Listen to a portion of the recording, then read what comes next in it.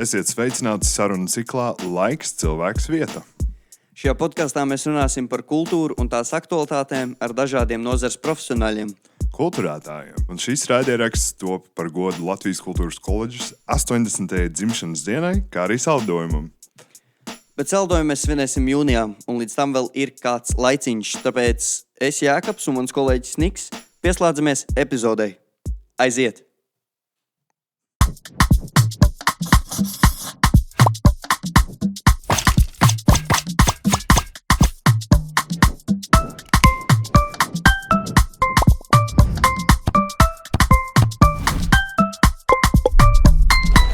Esiet sveicināti mūsu podkāstā Laiks, cilvēks, vieta, kas ir sarunu cikls ar dažādiem cilvēkiem par šīm tēmām Laiks, cilvēks, vieta. Podkāsts izveidots par godu Latvijas Kultūras koledžas 80 gadu jubilejai, kas tiks atzīmēta jūnijā, bet par cik līdz jūnijam vēl ir kāds laiciņš, tad mēs gribam izzināt, kas tad īsti ir noticis pa šiem 80 gadiem, kādi notikumi, kas ir mainījies kultūrā, cilvēkos un daudz kur citur. Tāpēc arī šodien esam šeit. Jā, un katrā no epizodēm mēs koncentrējamies uz vienu no tām mazajām apakšdaļām, apakštēmām, un šodien tas ir cilvēks. Tāpēc mums ir arī vairāk viesi uzaicināti un vēl jūs iepazīstināt. Sāksim ar Aigu. Aiga Leitholde, kas ir mūzikas žurnāliste. Un mūsu nākamais viesis ir Mārtiņš Ozoliņš Ozols, studijas producents. Jā, pie mums arī viesojās šodien Dita Balčus, kas arī ir koledžas absolvente un teātra režisore, kas ir iestudējusi izrādes tādos teātros kā Austrumu robeža, Neatkarīgā teātrī Kabata un pabeigusi masu pasākumu režiju šajā te iestādē. Jā, un mūsu šīs dienas noslēdzošais viesis Kristaps Dargačs ir arī Latvijas Kultūras koledžas absolvents, tehniskais producents un projektu vadītājs Magic Nebula kompānijā. Sveiki visiem! Sveiki! Jā, vēl nepieminējām, ka visi šie viesi ir kultūras koledžas absolventi. Jā. Mums ir 2 mūzikas menedžmenta absolventi. Viens no tiem ir paša pirmā gada absolvents. Jā, jūs bijāt pirmie mūzikas menedžeri. Jā. Un arī iepriekš minētie mūsu viesi ir kultūras koledžas absolventi. Visi mēs vienā laivā. Visi mēs vienā laivā. Gandrīz vai mums vēl ir ar Niku vēl bišķiņ, bet tik daudz. Un tad jau pavisam vienā laivā būsim kā absolventi. Varbūt iesākumam, kā jūs jutāties atgriežoties koledžā, kādam varbūt ilgāks laiks pagājis, kādam mazāks. Kā bija, vai atnāca atmiņā uzreiz kādas patīkamas vai arī nepatīkamas atmiņas, kā bija atkal atgriezties šajās telpās? Jautri. Koledžas laiks īstenībā saistās ar ļoti jautru laiku, ļoti tādu nebēdnīgu, bet tajā pašā laikā arī tādu nozīmīgu dzīvē. Ieskicēja tos virzienus, kur tad tālāk doties. Tāds visādi jautri atmiņu uzplaiksnījumi. Tas gājiens uz šo telpu bija pārāk īss. Es momentā biju telefonā pasēdēju, vajadzēja bišķi pāris lietas sarunāt, bet dīvaini sajūta bija šī.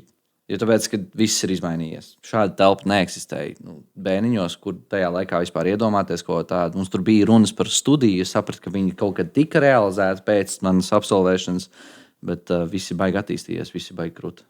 Labi sajūtas.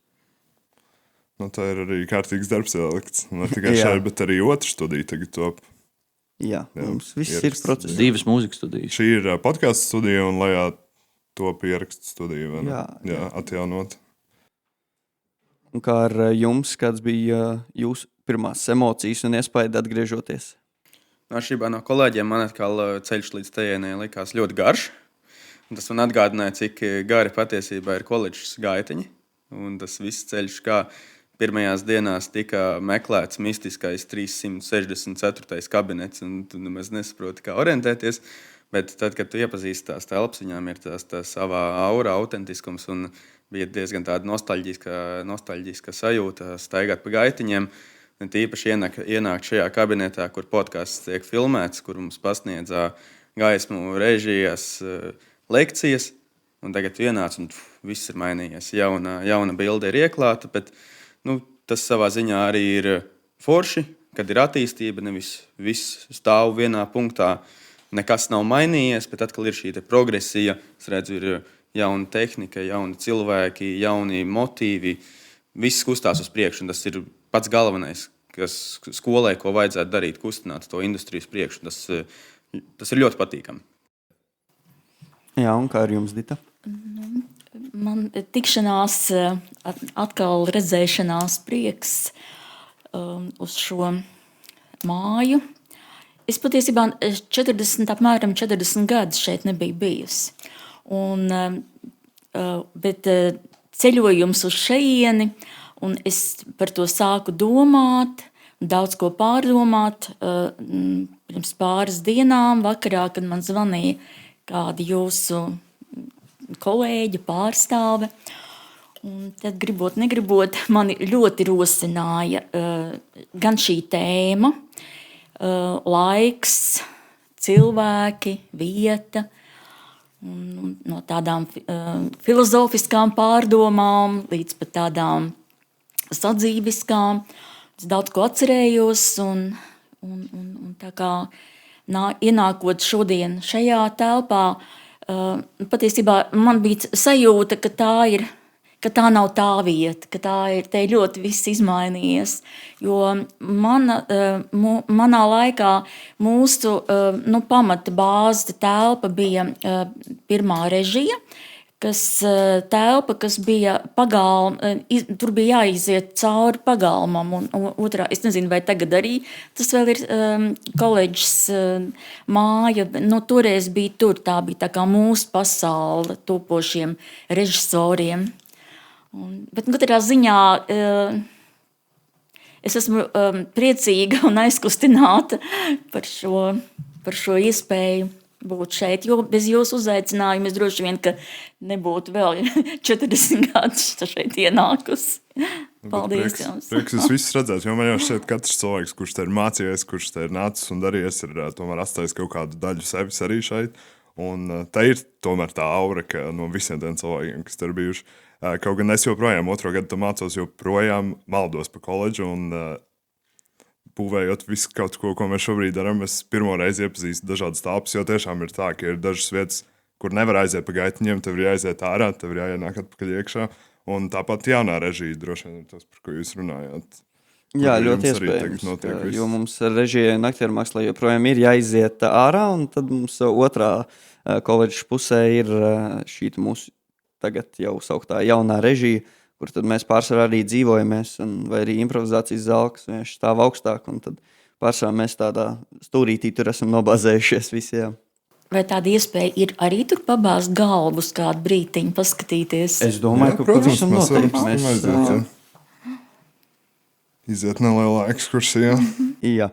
Mēs pirms tam aizkadrā ar kolēģiem un šī brīža studentiem runājām par savu pirmo dienu koledžā un cik tā ir bijuši dažāda katram cilvēkam. Es atceros, ka man bija varbūt tāds lielāks šoks. 12 gadus nomācījos vienā skolā, savā burbulī dzīvo, atnācu uz koledžu un pēkšņi nesaprotu, kas te kā notiek. Kultūras vide ļoti radoša. Protams, patīkami, bet tas pirmais ka tev iemet tāds šoks. Kāds bija jūsu atmiņas par pirmo dienu koledžā? Es neatcerēšos pirmo dienu, bet es atcerēšos to kopumu. Es esmu no Saldus, dzimtā pilsēta Saldus, un pēc vidusskolas pārcēlos uz Rīgu, un skaidrs, bija tāds liels prieks, un pilsēta liela, un vienmēr esmu gribējusi būt Rīgā, un kultūras koledžā bija beidzot tie paši cilvēki, tie paši frīki, labā nozīmē, vai ne? Un tā bija, beidzot ir savējie līdzīgi domājošie. Tāds varbūt ir tas manas atmiņas, jo es tagad rēķinu, ka laikam man tas pirmais kurs bija 2006. gads, izskatās pirms 20 gadiem kā reizi. Tā kā, pirmo dienu tā precīzi neatcerēšos gan, bet sajūta ir ļoti tāda spēcīga. Man līdzīgi kā Aigai tas, kad mans ceļš ir no Liepājas. Es izmācījos Liepājā, tur jau būdams 2 skolās iepriekš un pārceļoties uz Rīgu, tas arī līdzīgi kā viņai, tas, kad atverās acis un tā kā viss liela pilsēta, jaunas ielas, jauns gaiss, vispār viss ir citādāk. Dzīvoklis, es pats dzīvoju, pilnīgi viens pats, tas arī likās ļoti šokējošs momentā. Bet pirmā diena atnāca līdzīgi kā visiem pārējiem maldīšanās, viss pārējais, tur ekskursija, mums tur vēl bija kursu vai 2 kursu vecāki cilvēki mums rādīja, staidzināja pa šiem gaiteņiem, un tur viņi arī bija tādi asprāši baigie, un tad tur bija interesanti momenti, un tad afterpartijas, protams, tajā Krodziņā ķirmis, kas laikam vēsturiski ir bijis kaut kāda vieta, kur koledžas studenti bieži vien ir gājuši vai nu pusdienās, vai tā mums vismaz to pozicionēja to laiku, tad tas bija tā. Bet jā, līdzīgi domājuši cilvēki, satiku savu jau cik gadus ilgo kolēģi, ar kuru mūzikā mēs diezgan daudz esam kopā izdarījuši. Tā kā tas bija tāds, interesanti. Es esmu rīzniece, un neatcerēšos precīzi to pirmo dienu, bet atceros, bija ļoti satraucošs brīdis un satraucoša diena bija, kad varēja uzzināt rezultātus pēc iestāju eksāmeniem. Un bija izlikts dēlis pie ziņojuma dēlis skolā, un cik satraucoši bija meklēt uz savu vārdu, un kad atrada to savu vārdu, un tad bija, protams, liels prieks, un es sapratu, ka sākās jauns posms manā dzīvē un vieta sapņiem. Un tad jau, kad bija tā pirmā satikšanās diena, mācību diena, un tad arī ieraudzīt tos cilvēkus, ar kuriem kopā mācīsimies. Un galvenais mūsu kursa vadītāji, kas bija režisors, Kārlis Marsons, arī fantastisks cilvēks, liels sapņotājs, un bija tāda sajūta, ka ir dombiedri. Un pēc tam sekoja, protams, kolhos, jo tajos, es nezinu kā tagad, bet tad bija pirmais mēnesis, bija jānostrādā kolhozā, un mēs bijām vācām aronijas. Un tad jau, protams, tur bija visādas jautrības. Mēs dzīvojām Bulduru Sohos tehnikuma kopmītnēs, un tad tur bija tāda jau tuvāka iepazīšanās gan ar pasniedzējiem, gan ar kursa biedriem. Tā kaut kā. Jā, mums laikam par laimi nebija kolhoza variants un aronijas nelasījām. Bet jā, mans periods koledžā iesākās, varētu teikt, pa vidu un pēc Covida 2021. gadā. Tā kā tas sākuma periods vēl bija tāds daļai saraustīts arī ar attālinātām mācībām, bet tāda vispilgtākā atmiņa ir tā sākotnējā tradīcijā Siguldas brauciens. Es ceru, ka viņi joprojām tiek uzturēta. Netiek? Nē, mēs esam pārcēlušies uz mežu par. Esam kļuvuši slinkāki. Svaigs gaiss tur ir. Tā ir labā ziņa. Jā, man atmiņā ir palicis Siguldas brauciens. Tā ir reize, kad es pa lielam iepazinos ar kursa biedriem. Daļa mēs tur tikai bijām. Un no tās reizes arī joprojām uzturam labus kontaktus arī pēc koledžas absolvēšanas. Ik pa laikam satiekamies, izrunājam dzīvi un pavadam laiku kopā vienkārši kā draugi, kā kolēģi. Un jā, tas Siguldas brauciens varbūt bija tas viens tāds posms, kurš arī veiksmīgi to sniegu bumbu ievēla. Nevis apsēdies pie galda, tu nemaz nezini, kurš beigās ir tavs kursbiedrs, kurš ir cits kursbiedrs, jo arī no sākuma 12. klases mācies vidusskolā, un tas pieredzi, ka tev ir viena klase, vienas stundas, vismaz, kur es mācījos, mums nebija ar citām klasēm citas stundas kopā, tu atbrauc uz koledžu, un tev pēkšņi ar visiem. Gan ar tiem, kas ir tavā kursā, gan ar tiem, kas nav, un tev ir tāds cilvēku pieplūdums, nesaproti, kurš ir no kursa, kurš nav, kurš vispār ir no otrā kursa, kurš no pirmā kursa. Tā kā tas Siguldas brauciens tā forši no sākuma ļāva iepazīt viens otru, un tad mēs ķērāmies klāt jau pie pirmajām lekcijām, un tad, protams, viss tas telpu meklēšana un pārējā buršanās pa telpām. Bet... Jā, šie daudzie cilvēki, kas ir it kā mēs neesam nemaz tik daudz, jo kopumā tos studentus saskaita 100, nedaudz vairāk šķiet, ka vai arī mazāk, ap 100 mēs tur figurējam. Būt, jā. Bet, jā, tad, kad tu pirmo reizi atnāc, mēģini atcerēties vispār vārdus saviem kursa biedriem, tad vēl 2., 3. kurs vēl ir uz vienu semestri, vēl pārējie kursi, pēc tam jau lēnām, protams, pēc tam, jā, tur zina tas no tā kurs, tas, bet sākumā vienkārši viss ir vienā čupā. Man šķiet, arī man ir bijuši gadījumi, ka mācās mūzikas menedžmentu, bet izrādās tas ir tehniskais producents un otrādāk. Un tad tur jā, bet tu vispār esi pārsteigts, kad kāds ir tavā kursā. Tu esi manā kursā? Es nezināju. Mums vispār bija kaut kāds 6 Valteri, man liekas. Mums tagad vairs nav tik daudz Karīnas, jo laiks ir darījis savu, bet mums bija ļoti daudz Karīnas. Starp citu, tad, kad bija lekcijas visiem kopā, nosauc Karīna, kura, un tur bija 6 vai 5 Karīnas, un manā kursā arī bija 2, tagad ir 1, un jā, mums bija ļoti daudz Karīnas. Jā, manā kursā arī bija. Tas ir arī nerunājot par lekcijām, kad ir kopā ar dejotājiem. Tad arī dejotāji ir lekcijas, kuras ir kopā arī ar dejotājiem, un no menedžmenta puses tad vispār sāc meklēt, kurš cilvēks nesaprot, buries cauri, un jā, mūsu laikā mums nebija kopā ar citiem kursiem lekcijas. Manā jau bija. Ja jums bija tikai pašiem savas. Man liekas, mums arī bija mazāk kursu attiecīgi. Viņi jau varēja arī katram savu nodrošināt. Ja nu tomēr tad arī ar mūzikas menedžeriem var būt kaut kādi vieslektori, var būt, bet es tā kā neatceros. Mums vispār mums bija, protams, režija, dejotāji, kultūras menedžeri, un tad mūzikas menedžeri, man liekas, tikai kaut kādi 5, 6 tādi virzieni, un attiecīgi laikam jau pietiekami maz, ne, lai katram būtu īpašā uzmanība.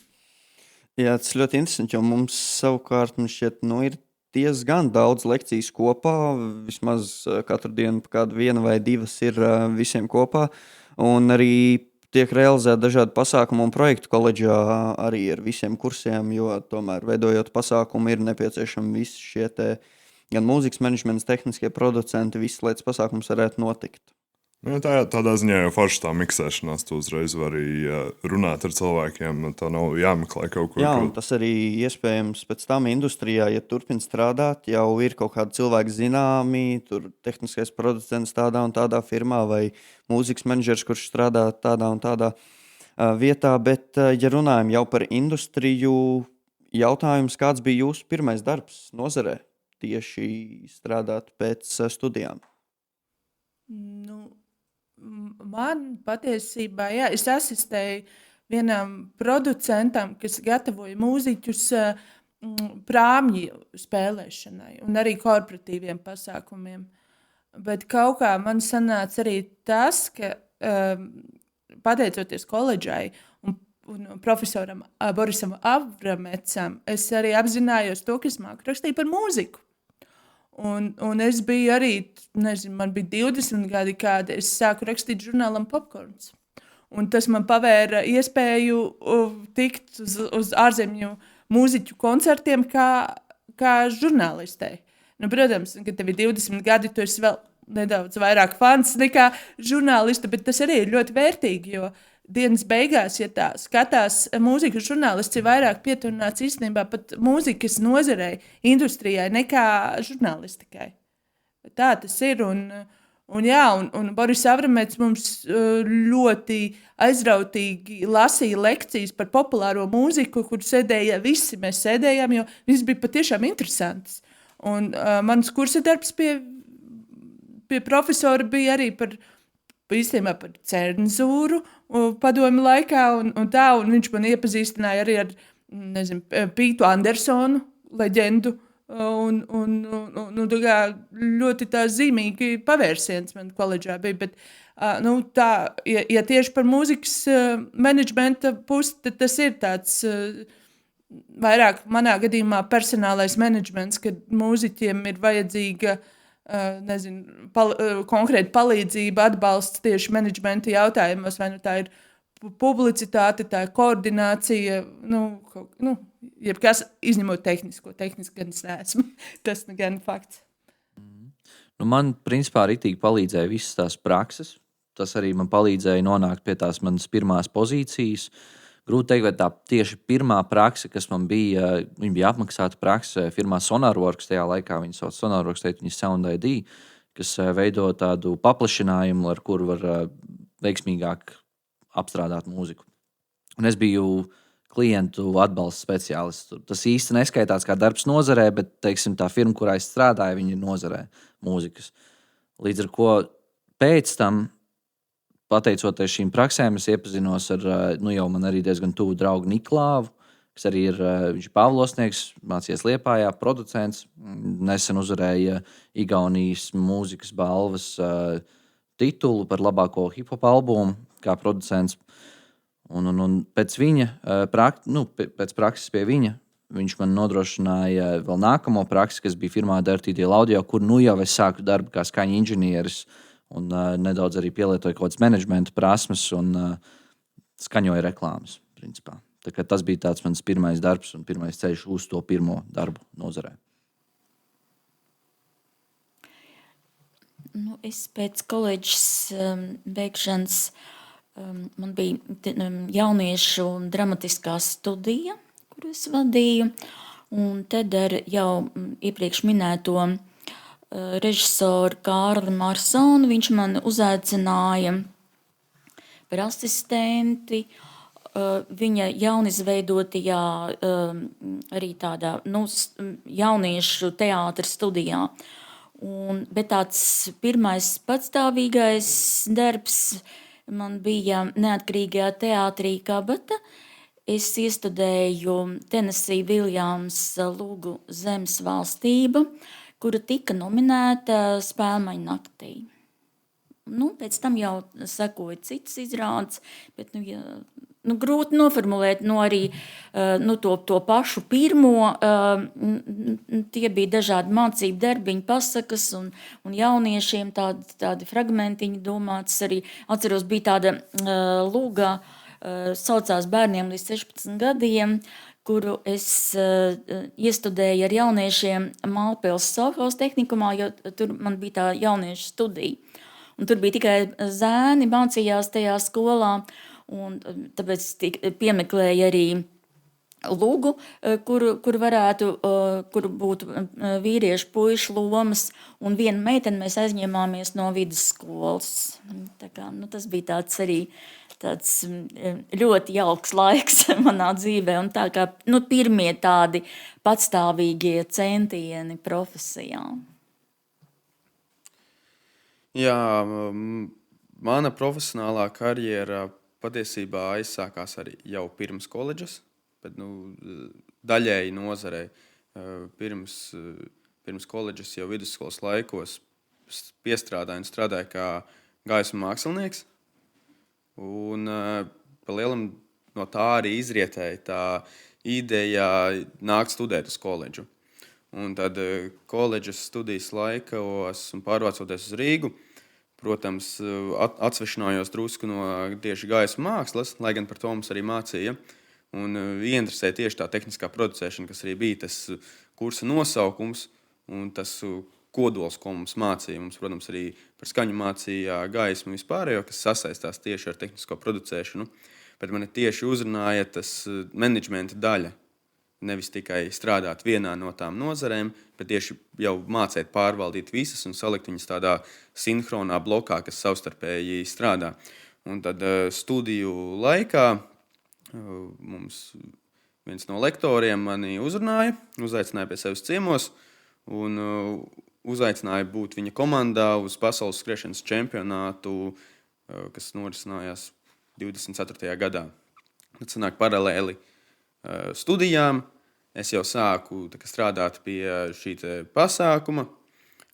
Tad man sāk iesaistīt arvien vairāk, un tad es atapos, ka pēdējā studiju gadā es jau full on strādāju šajā uzņēmumā. Tad bija tas smagais mirklis, kad tev ir jāpievēršās abiem, bet visiem iesaku pabeidziet studijas. Tas, kad jūs atrodat fonā vai pilnas slodzes vai pusslodzes darbu, tas neko nenozīmē. Pabeidziet to gadu vai pusgadu. Ja nolaužu, to arī es nolauzu, sakārtoju visus nevar teikt parāds, jo parādos neiedzīvojos, bet sakārtoju kvalifikācijas darbu, pabeidzu koledžu un tad arī turpināju strādāt nozarē. Nomainīju darbu vietu uz Magic Nebulu un tagad sanāk, no studiju vidus perioda jau aktīvi strādāju nozarē. Man liekas, ļoti forši un svarīgi, ka ir tik daudz tās prakses mums. Mums sanāk, pa šiem 2,5 gadiem mums aiziet 5 prakses vai 4 prakses. Un tieši arī, kā Mārtiņš teica, vienkārši esot tajā vidē, tu arī iepazīsti cilvēkus, dažādus kontaktus izveido un pēc tam jau arī viss notiek. No? Bet kā bija jūsu laikā? Vai jums arī bija daudz jāpraktizējas? Vai jums bija vairāk akadēmiski un tad uzreiz darba vidē? Gan. Bija arī prakses, un prakse bija kultūras namos parasti notika, jo mūs jau gatavoja kā tautas teātra režisoru, dramatisko pulciņu vadītāju režisoru, un tāpēc arī notika prakses kultūras namos. Un tāda viena no pirmajām, laikam, bija Lielvārds kultūras nams. Un tur arī, bet, patiesībā tas arī, tas dod to, ka jau attiecīgi praktiski jau vidē, kaut gan es kultūras namā pēc tam arī drusciņi pastrādāju pēc koledžas beigšanas, bet es vairāk, mans virziens bija, un es centos piepildīt savu sapni par teātri, un kultūras nam dzīve ilgi nebija manā dzīvē. Bet jebkurā gadījumā, bet visvairāk un vislielākais pienesums, manuprāt, šādās praksēs ir, ka mēs vairāk studenti, teiksim, vienā vietā, tajā gadījumā, kad mēs bijām 4 meitenes, Lielvārdas kultūras namā, un tad mēs savstarpēji mēs tuvāk iepazināmies, iedraudzējāmies, un pēc tam arī veidojām kopīgus projekts. Jo viens ir, teiksim, skolā mācība, bet kad tu kaut kādu mēnesi dzīvo kopā dienā, un tad tur ļoti daudz idejas rodās, un tādas draudzības nostiprinās. Un mūsu kursā mācījās arī tagad jau diezgan zinām režisori, kino režisori, Ināra Kalmana. Toreiz viņa bija Ināra, viņai bija savādāks uzvārds, bet Mikaļevska, kaut kā tāda. Un mēs arī bijām vienā tajā praksē ar viņu, un tā kā tas tiešām tas ir ļoti vērtīgi. Tā ir ne tikai tie kontakti, bet arī, kad es biju pēdējā praksē, tagad man tur bija arī no citām no mākslas akadēmijas un no muzikas akadēmijas, un mēs arī tā sadraudzējāmies tajā praksē iet kopā, un tu jau zini, ko uzrunāt. Tev vajag dejotājus, piemēram, un tu uzrunā horeogrāfu, un tev jau ir kaut kāda kontakta, un tas draudzība arī, tas ir ļoti, ļoti forši, ka tu satiec līdzīgi domājušas cilvēkus, kā mēs jau pirms tam runājām par to komunas sajūtu nedaudz. Jā, ir laiks pievērsties mūsu sadaļai, kas neliela atkāpe iespējams no sarunas. Mums būs ātrie jautājumi. Es uzdosim jums jautājumu, un galvenais ir pēc iespējas ātrāk atbildēt. Ja ir pareizi vai nepareizi, tas nekas. Galvenais ir pēc iespējas ātrāk atbildēt. Mēs katram jums uzdosim jautājumu, sāksim no Kristapa. Un mēs uzdodam jautājumu, jūs atbildat, tad vai ir kādi jautājumi? Tas tā, lai mēs neatslāptu. Tas ir jautājums. Ne, tas vēl nebija jautājums, ne. Tad es sākšu, un mēs ar Niku Pamīšu tad uzdosim šos jautājumus. Kristap, cik gadu šogad aprit kultūras koledžai? 80. Pareizi. Dita, cik gadus koledža atrodas šī brīža lokācijā? Nepateikšu. Varu tikai minēt, 5. 5? Šajā namā? Nē, namā, nē. Es domāju par šo telpu. Nezinu. Es domāju, ka varētu kaut kāds gads 50 būt. 69. 69. Jā, kurā kabinetā atrodas studiju daļa? Tātad, ja vajag iet nokārtot telpu vai minējums. Es varu pateikt, no 10 līdz 20. 13. 18. kabinetā. Kāda mākslinieka zīmējums atrodas uz koledžas pagalma ēkas fasādes? Rudens vai kivi? Jā, Kivi? Kivi. Kāds sakars vienkārši? Kristap, Viens jautājums. Vieglāk. Kristap, jautājums, kurā gadā šo zīmējumu izveidoja? 16. 2020. Tālāk. Nākamais. Kur koledžā atrodas tā iesauktais botāniskais dārzs? Pagalmā. Pareizi. Kā sauc koledžas lielo jeb aktu zāli? Baltā zāle. Jā, pareizi. Pilnīgi pareizi. Tad laikam, kā jūs te būtu mācījušies. Tātad, cik daudz specializācijas ir iespējams apgūt koledžā, bet tieši dejas specializācijas? Dejas? Jā. Nu, 5. Nu, kā 4. Jā. Nu, labi, Jā, gandrīz. tas ir džeza, laikmetīgā hip-hop un arī latviešu tautas deja. Jautājums, kā sauc dežurantu, kas šodien ir darbā? Ingrīda. Ruta. Kāda ir koledžas adrese? Bruņinieku 57. Perfekti. Jā, jautājums, vai taisnība, ka koledžas šākā ir bijis sieviešu cietums? Jā? Jā. Nu, Tā bija. Tieši pagaidām mēs Jā. par to klusē. Man tā stāstīja pirmajā dienā, ka tā ir. Mums arī bijis. tāds Tādas runas klīst apkārt, jā. Vibes tāds ir. Jā, tas tā diezgan interesanti par to sieviešu cietumu, jo mēs kaut kad ieminējās viens no pasniedzējiem, ka bet šeit taču ir bijis sieviešu cietums. Un mēs tā visi šokā klusējam, viņš tāds, nu jā, nu kā, te ir pagalms, var izlaist, pastaigāt, vārtī aiztaist ciet, neviens netiek ārā, nevis bēniņos, bet pagrabā ar šautuvi. Nu tā kā viss sakrīt. Gaiteņi šauri, jā. Gaiteņi ļoti šauri, jā, telpas ļoti daudz, kas vien ar otru ir savienots, lai var tikt visur.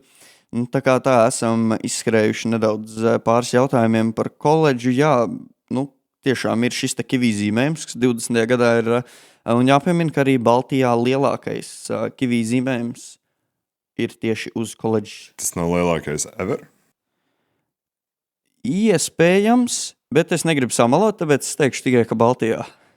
Jo kivī zīmējumi, manuprāt, ir arī citvieta Eiropā.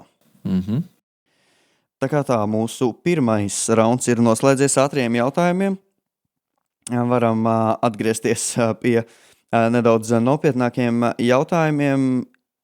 Un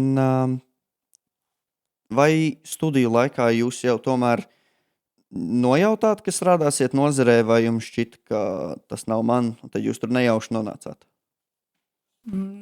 Nojaut, pirms? protams. Nu, pirms studijām un studiju laikā. Nē, nu, protams, bija jau citi varianti, arī kur studēt. Manā gadījumā kultūras akadēmija bija variants, vācu filologi, filozofi, bet es nonācu kultūras koledžā. Jā. Jo,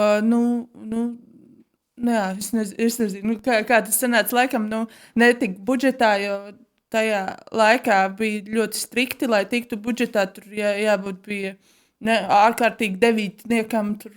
Un tomēr arī tu vērtē, cik daudz tā mācība maksa ir vai nav, un kur tu iesi tālāk. Un šis bija man pa tēmu, un esmu no pirmā mūzikas menedžmenta kursa, tā kā pilota kurs. Tas bija nedaudz anarchistiski mums tā vai tā, bet visi mācījās, gan man liekas, pati koledža, gan mēs arī tvērām. Un kursā bija arī mūziķi, gan īsu laiku. Valters Pūts, piemēram, čelists. Jā, mēnesi. Nezinu, kāpēc viņš bija mēnesi. Tas ir populārākais. Pēc tam mums arī bija vēl Kaspars Blūmans, arī droši vien ir zināms cilvēks, kurš arī dzied un radoši izpaužas. Un tad ļoti daudz radoši cilvēku, kuri varbūt nav publiski tik zināmāki. Un es esmu būtībā vienīgā no mūsu kursa, kas arī dara to, ko es esmu šeit studējusi. Tāpēc jūs esat šeit šodien. Jā. Jums bija arī kaut kādi iestāju pārbaudījumi? Mums bija intervija diezgan tā nopietna. ko es noteikti atceros, ka prasīja, kas ir kultūras ministrs. To man arī jautāja. Jā, Es nevarēju atbildēt. Un tādas lietas patiesībā diezgan tādas, ar kultūra politikas ievirs, kas liekas arī ļoti pareizi, protams, jo mēs jau tad nenākam tikai ballēties. Kaut kāds kultūras menedžments arī ir jāzina, kas ir tiešā saistībā ar politiskām norisēm. Man izvēles nebija. Es vienkārši biju izvēles. Es biju datorīts tajā laikā. Arī bija šī. Man interesēja tur IT, tur programmēšana. Es vidusskolu pabeidzu kā programmēšanas novirzienu. Man likās, jā, tā būs mana dzīve. Jā. Es atbraucu uz Ventspili, es tur iestājos. Tad es kaut kur RTU vēl kaut kur. Es tikai saliku un tur baigi man līdz galam. Tomēr tas nesaistījās. Ļoti ātri es nonācu pie tā, ka mūzika ir tā lieta, ko es jau esmu darījis. No 12. gada es taisīju, jau komponēju visādas dziesmas savā guļamistabā, ģitāru spēli, bungu spēli, bijis grupās, zaļumballes spēlējis. Un sapratu, ka mūzika tik ilgi ir bijusi man apkārt, viņa visu laiku virmojas, kaut kur parādījusies maziņas bildes, kuras maziņš bērns, es tur ģitāru spēlēju. Es sapratu, ka jāmēģina kaut kas atrast ar to, un kultūras koledža tajā laikā bija vienīgais, jo, teiksim, tādu profesionālu mūzikas ceļu, akadēmisko mūzikas ceļu es negāju. Jā, viss ir bijis pašmācības ceļā, līdz ar ko es uzskatīju, ka šī ir labākā opcija šobrīd, jo es vēlējos palikt Latvijā. Protams, bija vēl opcijas ārzemēs, bet es kaut kā nolēmu, ka es gribu palikt Latvijā un ka šī būs tā vieta, kur, ja mēs runājam par budžetiem, varbūt pēc tā gada jūs kaut ko izdarījāt, bet es tiku budžetā, bet es nebiju uz devīnieki. Bet arī jautājums bija par ko. Cits gads. Es biju uz priekšu. Jā, diezgan uz priekšu. Jā, 19. gads iepriekš laikam to neminēju. Bet arī jautājums par ministru un par kultūras vietām. Man Liepājā prasīja, vai ir kādas kultūra vietas. Man bija jāatbild uz tiem jautājumiem. Tā kā arī bija intervija. Un, jā, tā tad vienkārši es jūtu, ka tā ir lieta, kas ir jādara. Un tad arī šeit es nonācu. Mums arī bija intervija, bet mums arī kaut kāds rakstu gals bija jāraksta. Es gan neatceros, kas tas bija, bet es atceros, ka es biju šausmīgi apicis tajā intervijā. Es aizgāju, man it kā likās, ka, es pat nebiju baigas atcerējies, bet es iegāju iekšā, un man sāka uzdot tos jautājumus, un es tā apjuku, un man liekas, es izgāju no tā kabineta, un es tur piegāju pie saviem jaunajiem kursbiedriem, es saku, ko es tur vispār sarunāju, ārprāts kaut kāds, bet viss bija labi, es arī tiku budžetā. Jā, man arī bija līdzīgi. Man šķiet, visiem jautāja, kas mēs iestājāmies, kas ir kultūras ministrs. Un tas ir interesanti, ka es nevarēju atbildēt, jo pēc tam tu mēnesi nomācies koledžā. Pirmās sarunas pārsvarā visās lekcijās bija par to, kas ir kultūra. Un tad jūs runājāt, un tad tu esi tik ļoti ierauts tajā nozarē, ka pēc tam jau tev tas ir uzreiz skaidrs. Bet mums to visiem man šķiet jautāja, un tad, kad es pateicu, ka es nevaru atbildēt, tad man šķiet, kāds no komisijas pateica, ka vēl nav neviens atrasts, vai kurš var atbildēt, vai kaut kā tam līdzīgi. Mēs tur bijām diezgan daudz. Mums intervijas īsti nebija. Mums bija vairāk tie praktiskie uzdevumi. Tas bija, protams, diezgan mokoši, bet tikām tam cauri un arī tiku budžetā. Tā kā ir visticamāk daudz, kas pamainījies. Jā, bet kā jums ar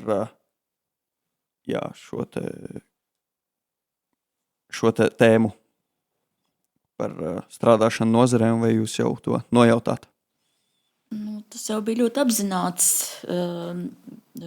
solis, jo nebija 80. gados bija tikai divas opcijas. Konservatorija vai tad viņš saucās Kultūras un izglītības darbinieku tehnikums. Un tā kā es zināju, ka es gribu savu dzīvi saistīt ar teātri, man tas ir svarīgi, un tā kā nebija cita neviena iespēja tajā gadā nebija, tad es stājos kultūras darbinieku tehnikumā.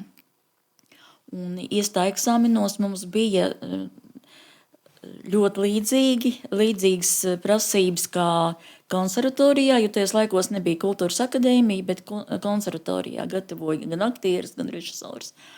Arī tur bija dzeja, próza, fabula, bija režijas darbs, režisora eksplikācija jāapraksta, un etīdes jāspēlē, un jādzied, un arī kolokvijas. Tā kā eksāmeni bija diezgan nopietni, un arī konkurss bija, 3,5 cilvēki bija uz vienu vietu. Un tālāk man neko citu dzīvē es neesmu darījusi. Mana dzīve visu laiku ir saistījusies ar kultūras darbu, precīzi ar teātri. Un ar to es esmu ļoti priecīga par to un pateicīga. Vienīgais pašpārmetums, kas man ir, kad tajā laikā, kad es mācījos, es ne līdz galam to novērtēju un ne visu varbūt ņēmu pretī, kas bija iespējams, jo mums bija fantastiski pasniedzēji, gan jau vairāk kārtīgi minētais režisors Kārlis Marsons, gan skatuves runas pasniedzēja Dzintra Menziņa un skatuves kustības, dējas un paukošana arī mums mācīja. Tāda Rita Spalva. Viņi gan visi trīs jau tagad ir mūžībā, bet tie bija augstas klases profesionāļi.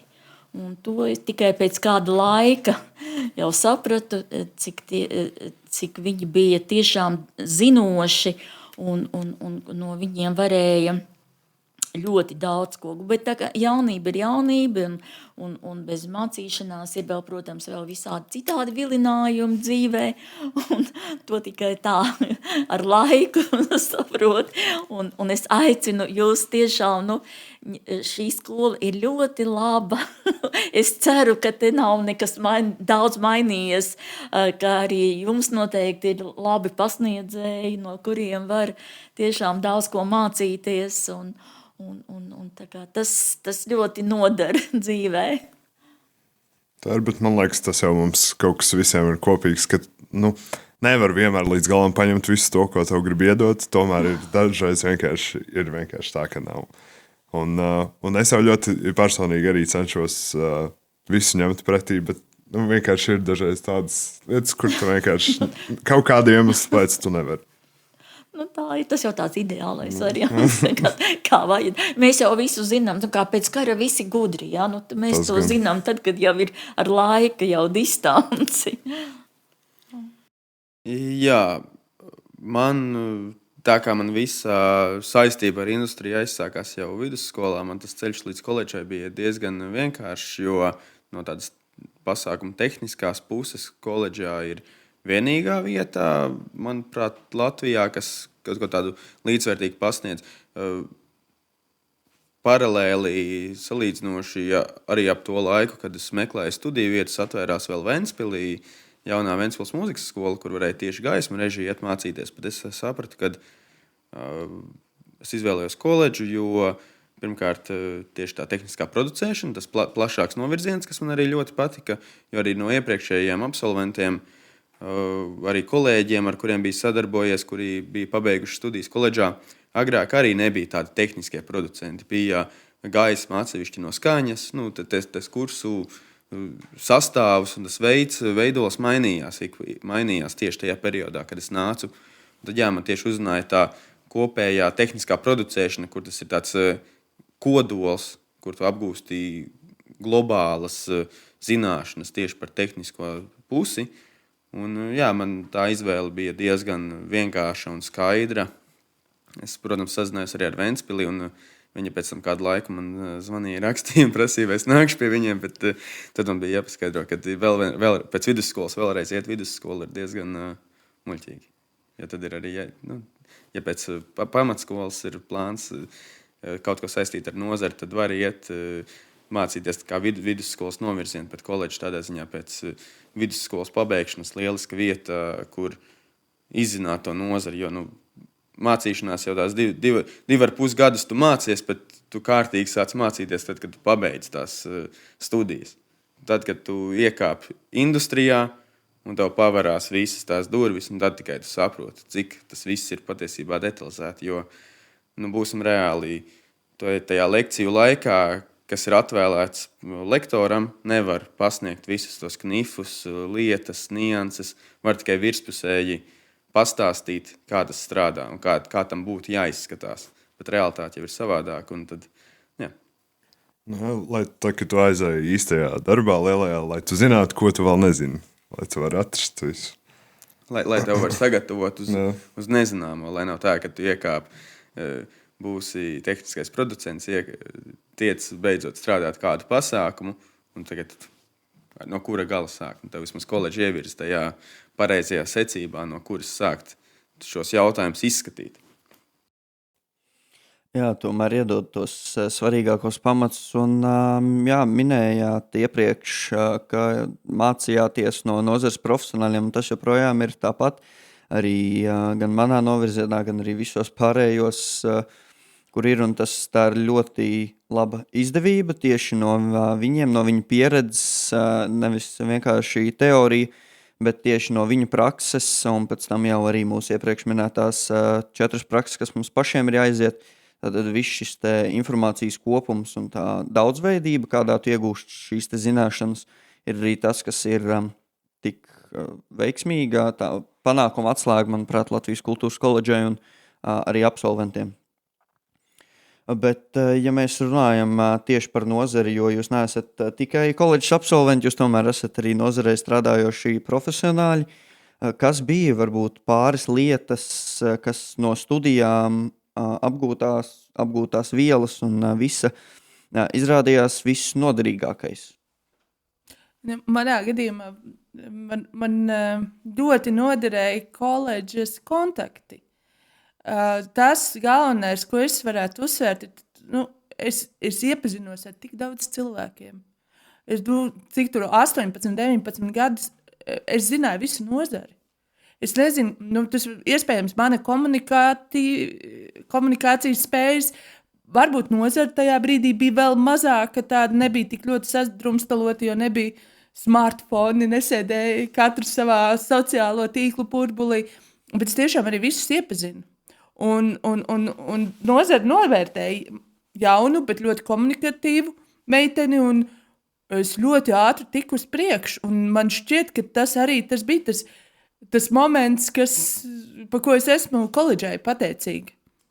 Lai gan ir, piemēram, varēja mums vairāk par līgumu būšanu mācīt, ko mums tajā laikā nemācīja, vai tur bija, protams, vairāk varbūt tāda teorija, kā jau kultūras menedžmentam vai prakse tur bija. Mums bija gan, mēs gājām arī, nezinu, tur dziesmu svētkos asistēt un vēl, dažādas lietas darīt, bet tie kontakti un tas, ka ir domu biedri un tik daudz cilvēki un piekļuva tiešām tajā industrijai, tas bija nenovērtējami. Jā. Pa lielam tie kontakti, bet tieši par tām lietām, ko es esmu apguvis, kas man ir noderējis, ir droši vien tā domāšana, ka nekas nav par velti, jo viss kaut ko maksā, un tas ir arī licences, tas ir cilvēks, kas tev saliks visas tāmas, finanses lietas un tā tālāk. To, ka menedžeris arī tomēr ir cilvēks, kuram vajag paēst. Un kad tev restīvi, visi tie, kas nav, izgājuši cauri šādai apmācībai, viņi domā, ka visu var sarunāt pa bratski. Viss pa blatu, viss ok, super. Nē, tā kā viss maksā. Tā kā, ja tu gribi uztaisīt koncertu, pats savu koncertu tev ir jāpērk licences no AKAS, lai tu varētu viņu uztaisīt. Un vispār, kas ir AKA, kas ir laipa? Tās ir lietas, kuras, ja es nebūtu izgājis šim cauri, es droši vien pavadītu vēl 5 gadus, mēģinot saprast, kā to pareizi darīt, un dabūjis droši vien vairākas reizes, samaksāt kaut kādas lielākas summas par savām kļūdām. Līdz ar ko katru reizi, kad es kaut ko daru, es vienmēr 2 reizes padomāju, ko tas nes līdzi. Restīvi, tas ir tas, ko es esmu apgūvis. Droši vien arī ar laika gaitu mūzikas menedžmenta programma bija ļoti pilnveidota. Es domāju, tos, ko es pirmajā gadā nesaņēmu, tu tur saņēmu 5 reizes vairāk. Lūk, mums bija video editēšana, mums bija foto montāža, viss. Mums bija arī pat skaņu inženierija vienu brīdi. Mums pat apmācīja to. Mums bija arī viena lekcija, kur tur pamainījās tie pasniedzēji, bet mēs varējām arī prezentēt savu mūziku, ko mēs esam taisījuši. Tur bija visādas interesantas lietas. Tas daudz kas ir apgūts, bet tas vērtīgākais laikam ir vienkārši tā domāšana, 2 soļus priekšu. Mums tādas lietas nebija. Es atceros, vērtīgi bija, protams, runas māksla, lai prezentētu idejas, kaut kāda menedžmenta, projektu vadības pamati, mūzikas atkal izpratne bija tādas lietas, kuras varētu arī tā paši kultūras menedžeri mācīties. Tas nebija tik specifiski mūzikas menedžmentā, izņemot to, ka daži kaut kā vieslektori, mūzikas industrijas cilvēki bija. Tas bija mūsu gadā, bet tas bija pirmais. Un tev jau bija kurš izlaidums, vai ne? 10. vismaz. Bet mums jau arī dalījās tas viss. Mēs jau tā kā nebijām vienkārši mūzikas menedžeri. Mēs bijām, tur vienā brīdī no sākuma bija kultūras menedžers ar specializāciju mūzikas menedžmentā. Pēc tam, kamēr es vēl mācījos, nomainījās kultūras darba speciālists ar specializāciju mūzikas menedžmentā. Un tas, man liekas, visiem tas kultūras darba speciālists piegāja klāt. Līdz ar ko tas izgāja cauri daudzām pārmaiņām. Jā, un tas arī visticamākais, tā arī izmainījās. Jā. Mums ir laiks ātriem jautājumiem. Mēs varam iziet cauri. Man liekas, vēl ir 2 cilvēki atbildējuši uz iepriekšējo jautājumu. Jā, mums vēl iepriekšējais jautājums jāpabeidz, un tad mēs varam pieķerties klāt ātriem jautājumiem. Man iedeva pamatu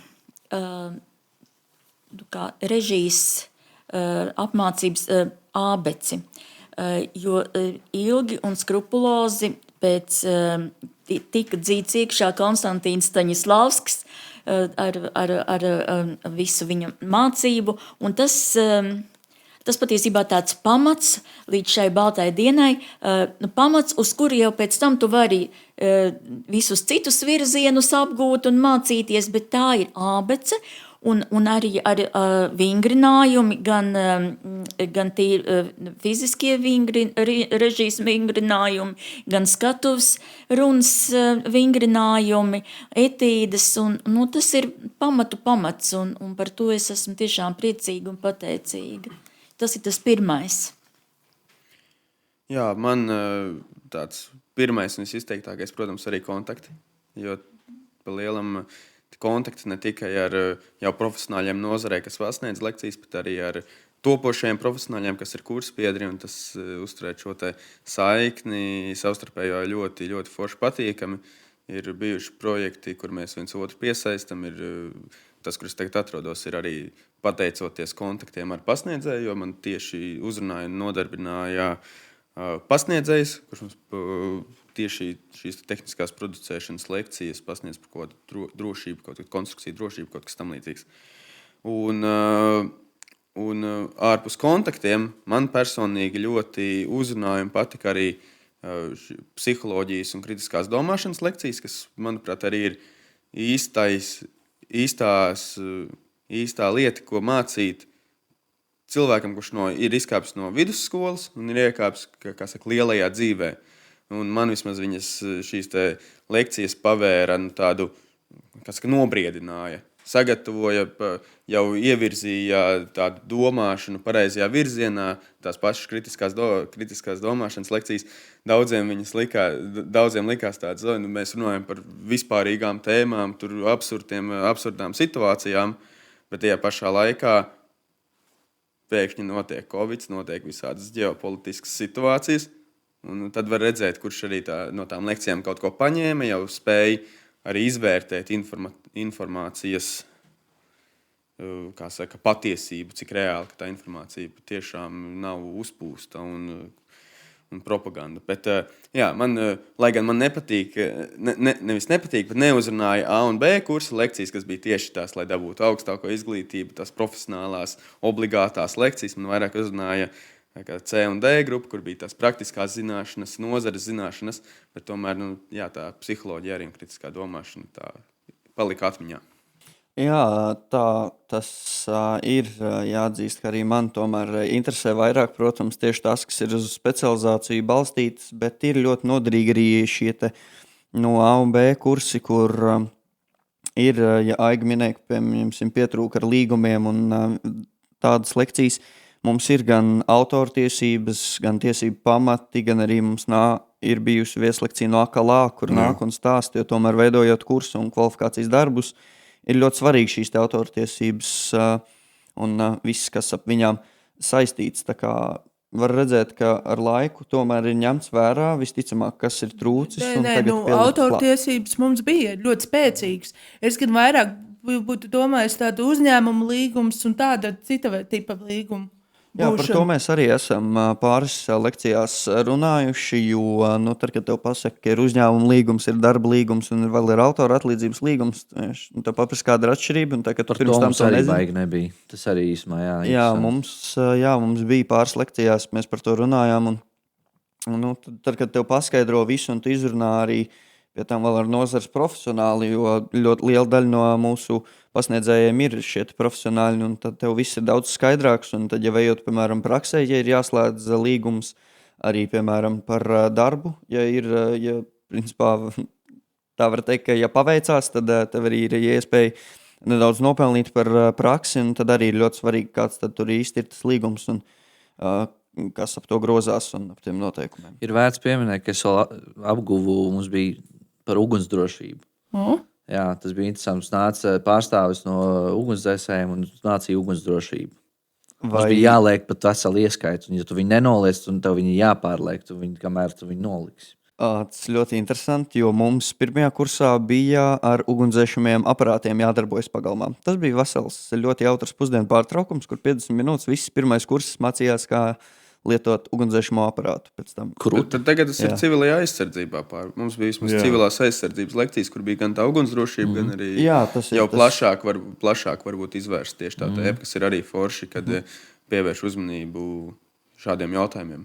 Nevis tikai skriet un darīt, bet arī apstāties un padomāt. Tagad īsumā vienu momentu tieši ap Covid laiku bija tendence, kad varbūt arī jau ātrāk, kad tā kā atvērās šīs mazās vietas, kur bija koncerti, kas kaut kādā veidā ir šarms, kas ir undergrounds, bet realistiski tur sadzen 100 cilvēks iekšā, un ja tur sanāk sūdi, tad ir diezgan traki. Tā kā vajag ievērot šīs lietas. Šveicē arī kas notika. Tā ir novēršana lieta, tāpēc arī ir labi, ka šīs lietas pasniedz. Ceru, ka nekad nebeigs viņas pasniegt. Jo ir jāzina, kā paralons, no kā viņš var aizdegties un ko darīt un ko nedarīt pie paralona. Un kā to nodzēst. Un ko darīt, ja ko tas darīt. Notiek, jā. Un cik izejas ir, kur viņas ir.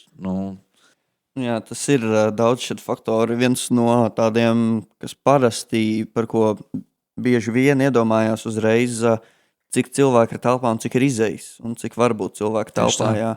Kā tu runāji par šīm underground vietām, kur sadzen 100 cilvēkus, un tur uzreiz ir jābūt vismaz 3 izejām, ja nemaldos. Tas patiesībā likumā ir rakstīts, diezgan skaidri noteikts, un tas jau ir jautājums un atbildība pie pašiem organizatoriem un vietas īpašniekiem.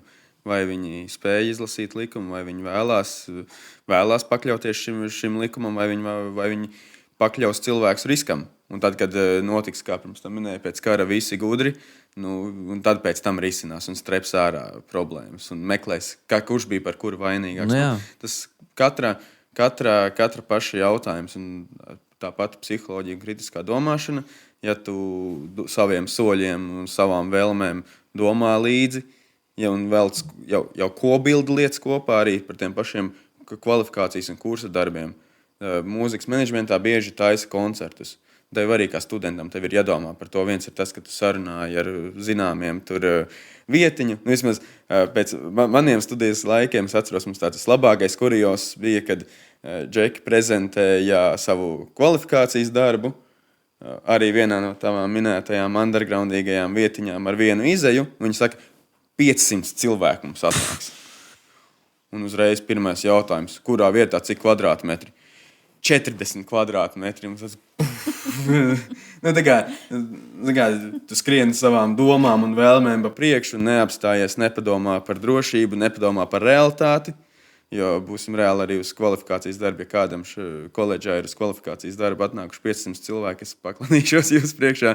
Būsim reāli, tas nav viegls uzdevums, jo tas ir ilgtermiņa projekts, kur tev ir jābūvē tā apmeklētāju bāzi, lai tu vispārīgi dabūtu tādu cilvēku masu, un ar cilvēku masu nāk arī atbildība, nāk papildus izmaksas, arī par tām pašām tāmēšanām, kā tu minēji, projektu vadītājiem, menedžeriem, tā komanda apaug milzīgi, tāpēc arī tās koncerta izmaksas ir lielas, jo lielāka publika, lielāks koncerts, lielāki riski, vairāk jānovērš, nerunājot par āras koncertiem, virs 5000 cilvēkiem, kur jau ir paaugstināts risks drošības plāni jāizstrādā. Tur vispār tas ir tāds sniega bumba, kas ieveļās un līdz ko tu lietas apmeklētāju skaitu klāt. Un beigās tu atopies pie 100+ cilvēku komandas un simtiem tūkstošu projektu. Nu jā, par tiem cilvēkiem, cilvēku daudzumu projektos arī paši to varam jau tādā pavisam mazā līmenī. Tu, protams, runāji par lieliem ārkoncertiem un lielām komandām, bet tomēr veidojot kaut vai izlaidumu vai izlaidumu balli, tomēr pienāk klāt ar vien vairāk cilvēku. Tehniskais personāls saprot, ka komandā ir 2 cilvēki, bet tev vajadzēs vēl, un tad nāk klāt un ar vien vairāk šie cilvēki, un uz vienu koledžas projektu varbūt pat iesaistīti kādi 30 cilvēki, kad tikai viens pasākums Baltajā zālē. Un it kā nekas daudz, bet tomēr ir ļoti svarīgi šīs pozīcijas arī tāmes un viss, jo nekas nav par brīvu velti, protams, mūsdienās, un tā tie cilvēki savācās tajā komandā, bet mūsu mums laiks iet uz beigām. Jā. Labi, mēs varam ātri vēl izšaut ātros jautājumus, izskriet viņiem cauri. Šoreiz sāksim no Aigas un iesim uz otru pusi. Visi noteikumi tādi paši. Šoreiz citādāk jautājumi. Kāda ir ūdens ķīmiskā formula? H2O? Jā. Pareizi. Kultūras. Pabeidz pantiņu, ko mēs bērni darīsim. Jā, tas, ko Aita teica, Ziemassvētku vakarā. Pelnu putru vārīsi. Tālāk. Kāds šodien ārā laiks? Visbrīnišķīgākais, kāds vien ir iespējams, lai satiktos ar kultūras koledžas cilvēkiem. Kā sauc Laura Reinika šī brīža koncertūru? 100% Lauris Reiniks. Tieši tā, vai rasolā ir jāliek āboli? Galvenais jautājums. Un kā tev šķiet? Es neliktu. Kā tad, ka nav? Kā sauc Latvijas valsts prezidentu? Edgars Rinkevičs. Super. Vai country radies Smiltenē? Nedomāju. Labi. Kā lietuviešu valodā ir augstā zupa? Festivāls viņiem ir, kā viņš saucās, nezinu. Mums vajadzētu tādu festivālu. Mums Tas vajadzētu. Jākabam jautā. Bet augstais zupa jau nav. Čaltibars čai. Viņiem tur, jā. Tā sauc augsto zupu lietuviešu valodā. Nākamais jautājums. Kas ir lielais kristaps? Balva, kino, balva, Latvijas labā kino balva. Pieņemt atbildi. Latvijas Nacionālā kino balva, garo nosaukumu neatceros, jā. Jā, pareizi. Okay, pabeidz sakām vārdu. Labāk zīle rokā nekā... Es parasti daru tā, ka es nepabeidzu to teikumu. Nezinu, nekā plīnt krūmā. Es nezinu. Es domāju, tas arī dara. Pieņemts. Mednisko. Parādiet ar rokām, cik ir 67 centimetri. Pieņemts. Kāds ir tavs mīļākais saldējums? Marakujas. Marakujas saldējums. Pareizi. Pareizi, tieši tā.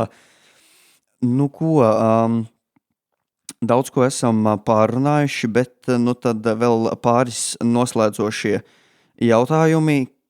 Kas, jūsuprāt, ir vissvarīgākais, lai izveidotu karjeru šādā radošā industrijā kā kultūra? Vēlme, patiesa vēlme to darīt.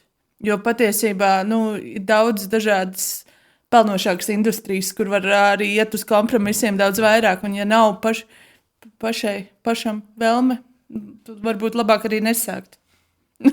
Tā.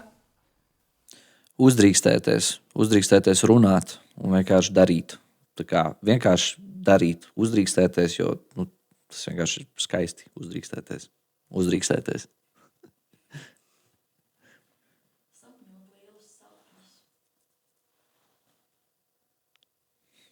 Ir jāmīl tas, ko tu dari, jo patiesībā arī parunājot ar daudziem citiem profesionāļiem, ir liela iespēja izdegt, ir daudz arī izdeg. Ir nepieciešams mācīt un spēt apvienot privāto dzīvi ar darbu, bet, lai šīs visas stundas pavadītu tajā, ko mēs darām, ir jāmīl tas, ko tu dari savādāk.